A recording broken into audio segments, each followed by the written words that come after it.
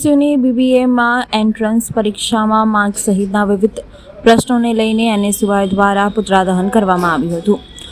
આજ રોજ એનએસયુઆઈ દ્વારા બીબીએ ફેકલ્ટી ખાતે સત્તાધીશોનું પુતળા દહન કરી વિરોધ પ્રદર્શન કરવામાં આવ્યું હતું। વારંવાર રજૂઆતો કરવા છતાંય પ્રશ્નોનું નિરાકરણ થતું નથી, જેને લઈને આજે ફેકલ્ટી સત્તાધીશોનું પુતળું બાળી વિરોધ કરવામાં આવ્યો હતો। સૂત્રોચ્ચાર કરવામાં આવ્યા હતા।